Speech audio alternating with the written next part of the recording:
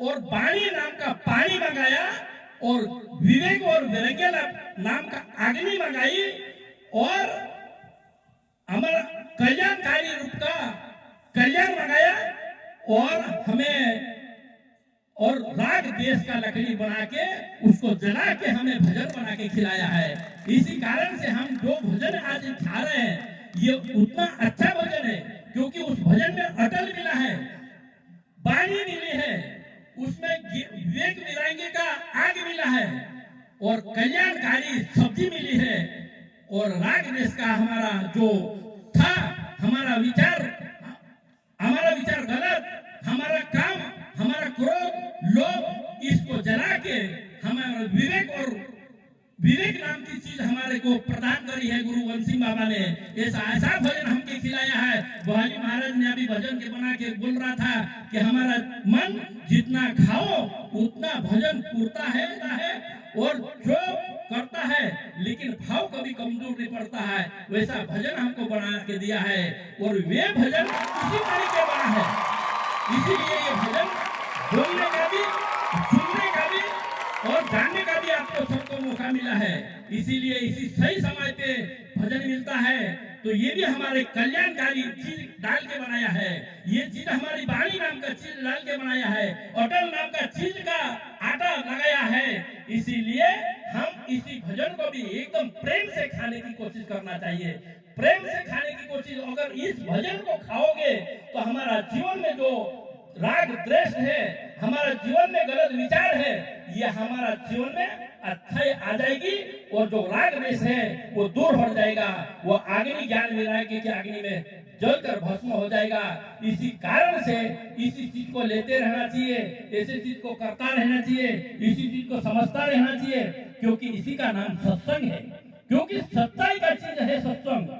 लेकिन किसी ने कहा है कि भाई हमने दारू पीने वाले का कलेजा सड़ जाएगा, दारू पीने का वाले का उल्टा चीज मिल जाएगा, उसको बीमारी लग सकती है। लेकिन गुरु वंशिंग बाबा की दवा चल रही है तो किसी को बीमारी लगने की कोई जरूरत नहीं है।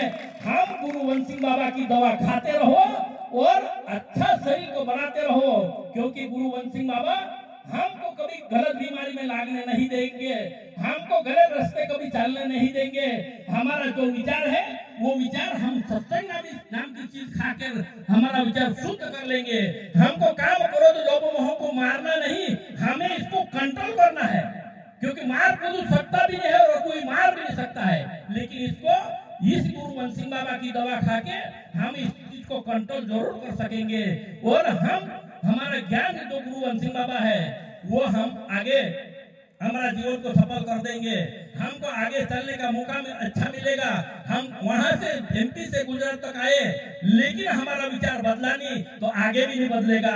हमारा अगर कमजोर हमारा मन गुरु वंशिंग बाबा की भक्ति के ऊपर कमजोर पड़ा नहीं और आगे भी नहीं कम पड़ेगा। इसी कारण से जो तुमने मेहनत करी है वो तुम बहुत तारीफ करने लायक है क्योंकि हम एमपी से कोई लोग मजदूर करने आए हैं लेकिन मजदूरी करते जाके भी गुरु वंशिंग बाबा की भक्ति हमारे दिल में जगाया है। कालू महाराज ने जगाया है, दिनेश महाराज ने एक बार नहीं हमें 4-5 बार भक्ति यहाँ आने की मौका मिला है और हमको इसी कारण से यहाँ से आते रहे हैं। लेकिन बहुत मेहनती लोग हैं, तुम बहुत तारीफ करने लायक है और तुम छोटे मोटे भक्त नहीं है, भक्त तुम ओरिजिनल भक्त हो क्योंकि ओरिजिनल भक्त ही भक्ति को जान सकते हैं, ओरिजिनल भक्त ही सत्संग को करा सकते हैं। लेकिन लोकल वाले की कोई कराने की जरूरत नहीं। लेकिन हम नहीं कर पाए इतना भजन, हम नहीं कर पाए इसी सत्संग, तुम कर रहे हैं। इसीलिए तुम इसी पुण्य का हकदार तुम ही है और तुमको ही सब सारा पुण्य का मिलेंगे और तुम कभी गलत नहीं हो सकते हैं, तुम अच्छे आदमी हो। इसलिए मेहनत करने वाले आदमी हैं, मेहनत की रोटी खाने वाले हैं, मेहनत का काम करने वाले हैं, अच्छे काम कर रहे हैं, अच्छी मेहनत करके हम खा रहे हैं और सब कभी नहीं कर सकते। हमारा शरीर कभी गलत नहीं हो सकता, हम कभी नरक में कभी जा नहीं सकता, हम कभी 84 भोग नहीं सकते। हम तो मानव है और मानव रहेंगे और आगे भी रहते रहेंगे क्योंकि हमारे पास गुरु वंशिंग बाबा की शक्ति है, हमारे पास गुरु वंशिंग बाबा की दवा है, हमारे पास गुरु वंशिंग बाबा का ज्ञान है, हमारे पास तत्व ज्ञान है। इसी कारण से हम कभी कमजोर नहीं है। हम कभी हमारा कोई गलत हो नहीं सकता, हमारा कालजा गलत नहीं हो सकता, हमारा कालजा सड़ नहीं सकता, क्योंकि जो झूठा खाता है, जो इंसान झूठ मिलता है, जो इंसान ठग के खाता है उसी का हो सकता है, लेकिन कोई ठग के नहीं खाता है। जो ईमानदारी के कमा के खाता है वही आदमी का कभी कालजा कमजोर नहीं पड़ेगा, इसी आदमी का कभी उसको गलत बीमारी नहीं लग सकती है, क्योंकि ये गुरु वन सिंह बाबा का दवा है और दुआ भी है। इसीलिए हम सब करें, लेकिन करता रहे और करता रहेगा, लेकिन कम से कम एक समय में, लेकिन कहते हैं कोई कि एक समय में गुरु नामदेव सुना होगा, महाराष्ट्र का संत है वो नामदेव करके। नामदेव ने एक समय में से चलता जाता था, हम जैसे एमपी के से आए यहाँ तक वैसे चलता जाता था। उन्होंने नामदेव जी ने एक कुमार को देखा है, क्योंकि अंदर से हाथ डाल के ऊपर टापला मारता था, तो उन्होंने देखा कि यार ये ऊपर नीचे हाथ डाल के ऊपर टापला क्यों मार रहा। नामदेव जी ने कहा कि भाई इसको हम पक्का करते हैं, क्योंकि ऐसा मार ऊपर हाथ डाल के ऊपर मारते हैं तब जाके ये पक्का बनता है, तब जाके ठंडा पानी देता है लोगों को। अगर ये मार नहीं खाता तो ठंडा पानी कभी नहीं दे सकता। इसीलिए उन्होंने कहा, तो बोले क्या पहचान है इसकी, तो पहचान यही है कि इसको ठोक के देखना, ठोक के नहीं देखेंगे तो उसका पहचान नहीं हो सकती। तो भले तुम तो कुमार हो, एक हंडी को ठोक के अगर देख के पहचान कर सकते हो, लेकिन संत कैसा है उसको पहचान कर सकते क्या? उन्होंने कहा कि ठीक है, संतों को भी पहचान कर सकता मैं। तो बोले करो, कैसा पहचान करेंगे संतों को?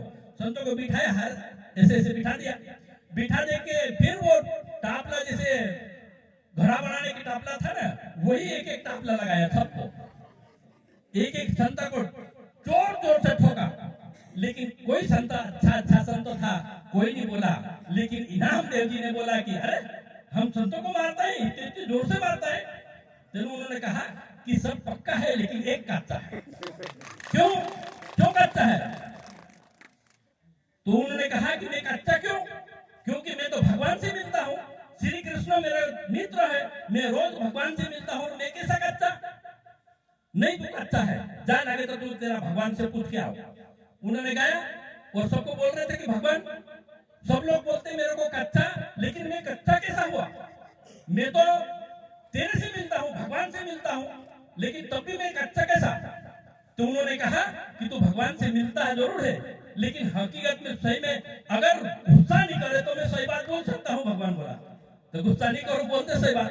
तो उन्होंने कहा कि हकीकत में तू कच्चा है। तो किस कारण से कच्चा?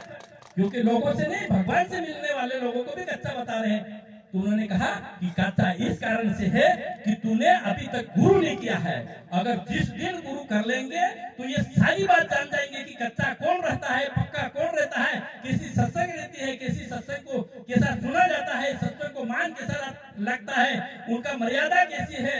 हम मर्यादा में रहते हैं, संतों लोगों की मर्यादा को जाना चाहिए, लेकिन तूने अभी तक कच्चा है तो मैं क्या कर सकता हूँ? मैं तूने कहा जाओ जाके गुरु करके आओ, लेकिन मेरे को गुरु कौन बनाएगा? मेरा गुरु कौन बनेगा? क्योंकि मैं तो बहुत महान ज्ञानी हूं।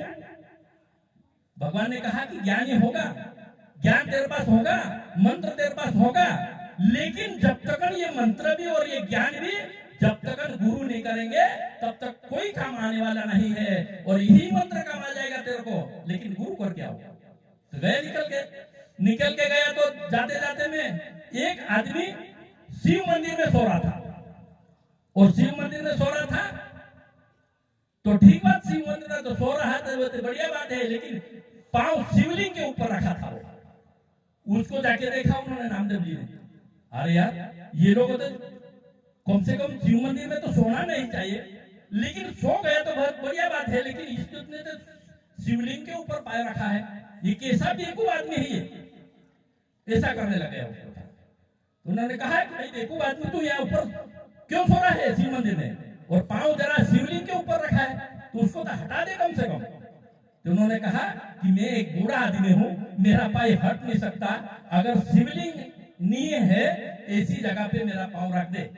तो उन्होंने कहा कि शिवलिंग, उसने कहा कि यार ठीक बात है, उसको हटा सकता हूँ। तो उन्होंने उस पांव को हटा के दूसरी जगह रखा, तो दूसरी जगह भी शिवलिंग आ गए, और वहां से दूसरी जगह हटाया तो शिवलिंग आ गए। तो उन्होंने कहा कि ये तो जाने के बाद शिवलिंग आ रहे।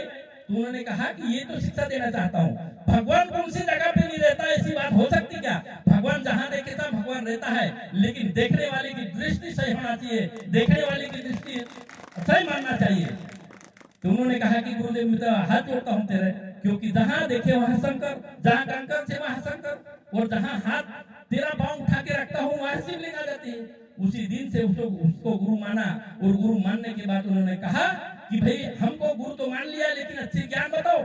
ज्ञान तो इससे पहले ही तुम समझ गए, क्योंकि इसके ऊपर से भगवान कहाँ है और कहाँ नहीं रहता है, और भगवान कौन सी जगह पे है, ये सब तुमने देख लिया है। इसी कारण से यही ज्ञान तुमको सीखना जरूरी था, और यही ज्ञान जानना तो जरूरी था, इसीलिए तुमने कच्चा रहा है। अगर ओरिजिनल भगवान कहाँ है, ज्ञान कहाँ है, भक्ति कहाँ है, इस चीज को जान लेंगे तो तू आदमी, हमारा ज्ञान तुमको काम आ जाएगा, हमारी जो भक्ति तुम्हारे पास है वो काम आ जाएगी। उसी दिन से वहां दीक्षा ली, तब जाके उन्होंने हमारी भक्ति शुरुआत करी, और अच्छा काम में चीज लगाया, और अच्छा मन करा।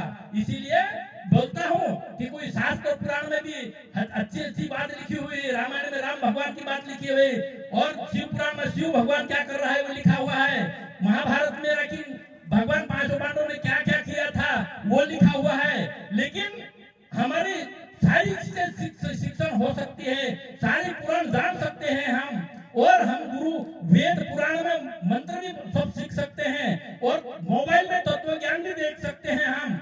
लेकिन गुरु मुख से जब तक हम सुनेंगे नहीं, गुरु मुख से जब तक हम सीखेंगे नहीं, तब तक हम कोई चीज काम आने वाली नहीं है।